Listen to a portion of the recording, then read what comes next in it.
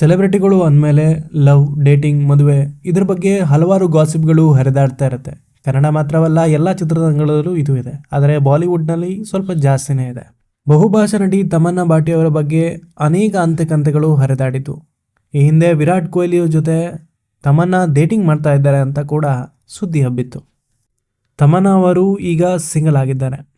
ಕೆಲ ತಿಂಗಳ ಹಿಂದೆ ಅವರು ನಟ ವಿಜಯ್ ವರ್ಮಾ ಜೊತೆ ಪ್ರೀತಿಯಲ್ಲಿ ಮುಳುಗಿದ್ರು. ಆದರೆ ಈಗ ಬ್ರೇಕಪ್ ಆಗಿ ಮತ್ತೆ ಸಿಂಗಲ್ ಆಗಿ ಉಳಿದಿದ್ದಾರೆ. ಹಾಗಾಗಿ ತಮನ್ನಾ ಅವರ ಹೆಸರು ತುಳುಕು ಹಾಕಿಕೊಂಡಿರೋದು ಬರೀ ವಿಜಯ್ ವರ್ಮಾ ಜೊತೆ ಅಲ್ಲ, ವಿರಾಟ್ ಕೊಹ್ಲಿ ಜೊತೆ ಕೂಡ ಈ ಹಿಂದೆ ತಳುಕು ಹಾಕಿಕೊಂಡಿತ್ತು. ಇವರಿಬ್ಬರು ಡೇಟಿಂಗ್ ಮಾಡ್ತಾ ಇದ್ದಾರೆ ಎಂಬ ಗಾಸಿಪ್ ಕೂಡ ಹಬ್ಬಿತ್ತು. ಆ ಕುರಿತು ತಮನ್ನಾ ಭಾಟಿ ಅವರು ಇತ್ತೀಚಿನ ಇಂಟರ್ವ್ಯೂ ಒಂದಲ್ಲಿ ಪ್ರತಿಕ್ರಿಯೆಯನ್ನು ನೀಡಿದ್ದಾರೆ. ತಮನ್ನಾ ಭಾಟಿಯಾ ಮತ್ತು ವಿರಾಟ್ ಕೊಹ್ಲಿ ನಡುವೆ ಏನು ನಡೆದಿತ್ತು ಮತ್ತು ಈ ಗಾಸಿಪ್ ಹರಡಲು ಕಾರಣವೇನು ಅನ್ನೋದನ್ನು ತಿಳ್ಕೊಳ್ಳೋದಾದರೆ, ಇದು ಒಂದು ಜಾಹೀರಾತಿನ ವಿಚಾರವಾಗಿ. ಮೊಬೈಲ್ ಕಂಪನಿಯ ಜಾಹೀರಾತಿನಲ್ಲಿ ವಿರಾಟ್ ಕೊಹ್ಲಿ ಮತ್ತು ತಮನ್ನಾ ಭಾಟಿಯಾ ತೆರೆ ಹಂಚಿಕೊಂಡಿದ್ದರು. ಈ ಬಳಿಕ ಇವರಿಬ್ಬರ ಮಧ್ಯೆ ಗಾಸಿಪ್ಗಳು ಹರಿದಾಡಿತ್ತು. ಆದರೆ ಇದು ನಿಜವಲ್ಲ ಎಂದು ತಮನ್ನಾ ಭಾಟಿಯಾ ಹೇಳಿಕೊಂಡಿದ್ದಾರೆ.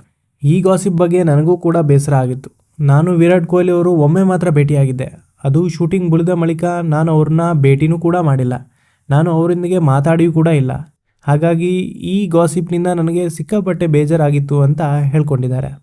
ತಮನ್ನಾ ಭಾಟಿ ಅವರು ಚಿತ್ರರಂಗಕ್ಕೆ ಬಂದು ಸಾಕಷ್ಟು ವರ್ಷಗಳು ಆಗಿದೆ. ಈಗಾಗಲೂ ಇವರು ಬೇಡಿಕೆಯ ನಟಿಯಾಗಿ ಮಿಂಚ್ತಾ ಇದ್ದಾರೆ. 35ರ ಪ್ರಾಯ ತಮನ್ನಾ ಭಾಟಿ ಅವರು ಇನ್ನೇನು ವಿಜಯ್ ವರ್ಮಾ ಜೊತೆ ಮದುವೆ ಆಗ್ತಾರೆ ಅಂತ ಎಲ್ಲರೂ ಅಂದ್ಕೊಂಡಿದ್ರು. ಆದರೆ ಅದು ಅಷ್ಟರಲ್ಲೇ ಬ್ರೇಕಪ್ ಮಾಡಿಕೊಂಡಿದ್ರು. ಅದೇನೇ ಆಗಲಿ, ತಮನ್ನಾ ಭಾಟಿ ಅವರು ಇಷ್ಟು ವರ್ಷಗಳ ಬಳಿಕ ವಿರಾಟ್ ಕೊಹ್ಲಿ ಅವರ ಬಗ್ಗೆ ಮತ್ತು ಅದರ ಗಾಸಿಪ್ಗಳ ಬಗ್ಗೆ ಮಾತಾಡಿದ್ದಾರೆ ಮತ್ತು ಎಲ್ಲ ಪ್ರಶ್ನೆಗಳಿಗೆ ಉತ್ತರವನ್ನು ನೀಡಿದ್ದಾರೆ. ಇದು ಇವತ್ತಿನ ಮಾಹಿತಿ. ಸಿಗೋಣ ಮುಂದಿನ ವಿಡಿಯೋದಲ್ಲಿ. ಅಲ್ಲಿವರೆಗೂ ನೋಡ್ತಾ ಇರಿ ವಿಶ್ವರೂಪ. ಮಾಹಿತಿ ಮತ್ತು ಮನೋರಂಜನೆಗಾಗಿ ವಿಶ್ವರೂಪ ಯಾವಾಗಲೂ ತಯಾರಿರುತ್ತೆ.